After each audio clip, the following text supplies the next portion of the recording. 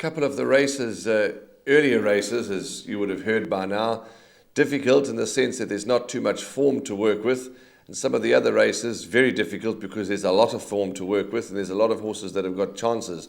And race 7, which is a 94 handicap, going to be raced over 1,000 metres at 4:05, is no exception because, Graham, there's a lot of form here, a lot of horses that have got good solid form and hard to nail our colours to the mast. But before we do that, let's go to the package where we're going to see Winter Flight's last run, which was a very good second to Prince Crash. And of course, we chatted to Peter Muscat, Corinne Bestel and Rachel Venica. We'll come back to you just now. To go and Prince Crash kicks away. Winter Flight's back second. Fly the Coos under pressure. Blaze of Silk impartial. Damasio's on the outside, but Prince Crash is well clear over the last 150 metres, and Prince Crash has got it all safe and sound. So Prince Crash has won. Second, Winter Flight. Third, Damasio. Fourth, maybe impartial. Right, Buana returns to the races after a 9-month layoff. He had an issue, which has been corrected with a rest. His form is solid. He's as fit as I can have him going in without having a barrier trial or a race. He will take improvement out of the run, but his fresh up record is very good and he can be competitive. He's 3 kilos down in the weights from his close second at his last start behind Traces. That's inclusive of the young apprentice's allowance, and they've dropped him 3 pounds for the extended layoff. So he certainly can run into the money. Warren, Blaze of Silk also seldom runs a bad race. He did need his run last time. He did come back from a little virus. And also they moved the venue, and you know, he's really not at his best at Greyville. Despite having needed the run, I think if it was at Scottsville, he probably would have run a lot closer. Look, it's a competitive sprint on Sunday. It is a 94, if I'm not mistaken. But having said that, he's got 53 kilos on his back, which I'm sure he'll enjoy. His course and distance suited, so yes, I think he'll be competitive, and I'm hoping that he can pick up a check for us. Winter Flight has run well at his last couple of starts. He's a very fit horse heading in. Obviously, the facile winner, Prince Crash, looks pretty hard to beat, but he was penalised 8 pounds for his impressive victory last time. Whether that's enough to stop him on Sunday or to bring him back to his field, that remains to be seen. But our bloke's at the top of his game, and he will run very well. Yes, Light That Loose for Glenn Cotton. His last start, he ran second to Tempting Fate, an excellent run.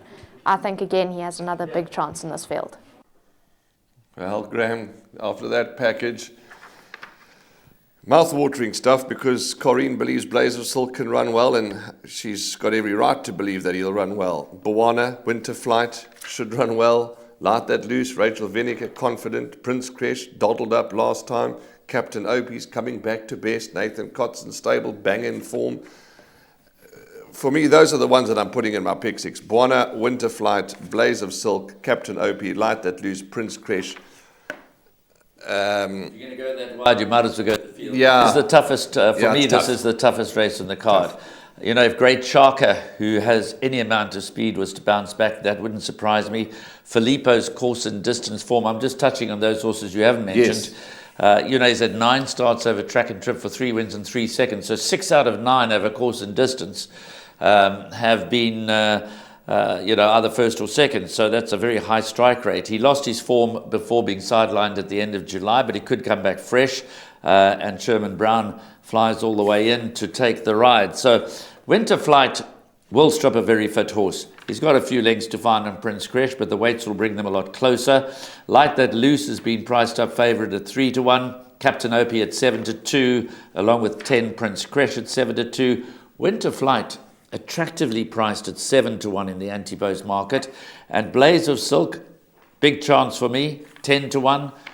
So those are healthy each-way value horses, but it's a real tough race. It's a real tough race.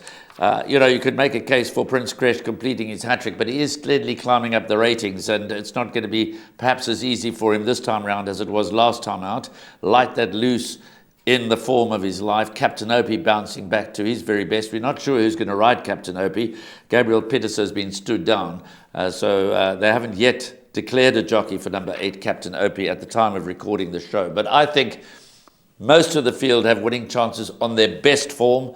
Great Sharker will go out and set a very hot gallop, and Blaze of Silk won't be too far behind him, and Winter Flight and Prince Kresh will be attacking in the closing stages. But it's an interesting race. For me, it's a field race. Yeah, a 94 handicap where the average rating is 91. It's about budget. I've given you my short list: Bawana, Blaze of Silk, Winter Flight, Captain Opie, Light That Loose, and Prince Kresh. That's all I can afford. But if your budget allows, go the field. Take Graham's advice and go the field, because, wow, it's going to be an exciting race. And,